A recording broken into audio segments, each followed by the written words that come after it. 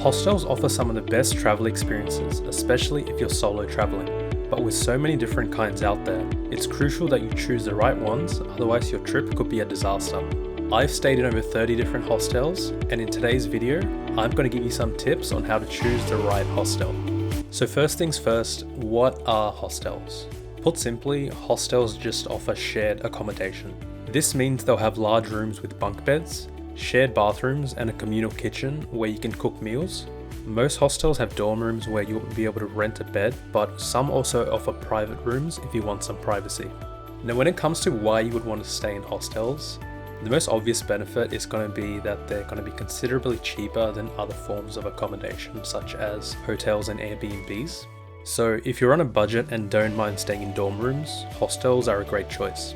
Another benefit of hostels is that they allow you to meet other travelers, especially other solo travelers, easily.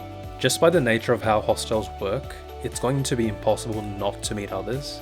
New people are always coming and going. You can join in on activities, and the staff are usually traveling too, so meeting other people is super easy if you choose to stay in hostels. Now when it comes to the types of hostels that you can stay in, there's a lot of different options, but don't worry, you can categorize them into two different categories.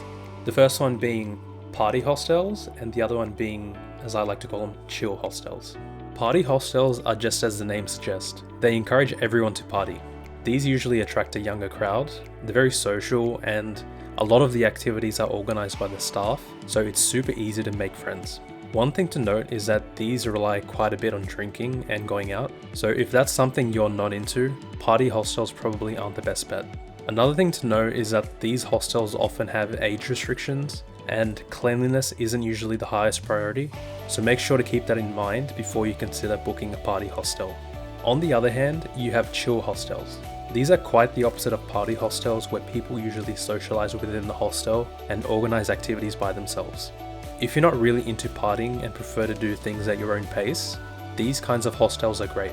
You can get a good night's sleep every night, and if you do decide that you want to go out, you'll have no problem meeting other people and making plans yourselves. If you're not sure what kind of hostel to book for your trip, one thing that I like to do is interchange between the two. So say you're traveling to a couple of different places, stay in a party hostel first and then a chill hostel, then just rinse and repeat the process as your trip progresses. That way you can get a good experience of both, and if you feel a bit tired of going out, you can always relax and recharge. Now when it comes to the topic of dorm rooms versus private rooms, dorm rooms are going to win hands down in terms of affordability and sociability. Another rule to follow is that the more beds there are in the room, the cheaper it will usually be. Also, don't be put off by large dorm rooms. I've stayed in dorms with more than 16 beds, and to be honest, I found that the more beds there are, the less social it will be. I found that 6 to 8 beds is a sweet spot if you want a mix of being able to meet people and also have some privacy. Another benefit of dorm rooms is that they're a great place to meet people and make friends, something which won't be possible if you do choose to stay in private rooms instead. Now speaking of private rooms, they do also offer a lot of benefits, with the most obvious being that they offer complete privacy. Sometimes you'll still have a shared bathroom, but other than that, your bed will be completely private. This is great if you want to still get that hostel experience, but want that privacy and peace of mind at night when you're going to bed. One downside is that private rooms are considerably more expensive than dorm rooms, sometimes even being equally as expensive as a similar priced hotel room. Personally, I've only ever stayed in dorm rooms when I go to hostels, and I kind of feel that staying in private rooms kind of defeats the whole purpose of a hostel. Hostels are places to socialize, meet new people, and simply act as an affordable place to get some rest at night. It's going to be the experiences and the people you meet that are going to be the most memorable when you're traveling, not the place that you're sleeping at night. So I'd say stick with dorm rooms if you're staying in hostels. Now when it comes to looking at some of the things to consider before choosing a hostel to stay at, there's a couple of different things that I like to look at.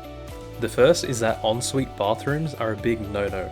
Unless you want to hear Joe Schmo dropping a deuce at 1 in the morning, having the bathroom in the dorm is always a terrible thing. The next thing to look out for is if the showers have a timer on them. I've encountered this in a few hostels which I've stayed at, and it absolutely sucks when you're taking a shower. They only run for a couple of seconds before you have to push a button again, and most hostels don't write whether they have this on their hostels either, so it's just something you need to check by reading the reviews prior to booking that hostel. I know it's just a minor inconvenience, but nevertheless, it is still something to consider before you book at that hostel. The third thing to look for is the closeness of the hostel to the city centre. Even if you find a cheaper hostel a bit out of the city centre, factor in transportation costs and the time you'll be wasting travelling back and forth. Spending a little bit more upfront is going to pay off, especially if you're on a budget. Another thing to look for is whether the hostel has a publicly accessible common/bar area. Some hostels have bars integrated within them, and if they allow the public in, it can be a bit hard to socialize since you won't know who's traveling and who's a local. Personally, I found that when the hostel is only accessible to the guests staying there, the overall atmosphere and vibe will be much more enjoyable. Speaking of atmosphere, another thing to look for is the actual size of the hostel itself. A good rule I like to follow is that the larger the hostel is, usually the less social it will be.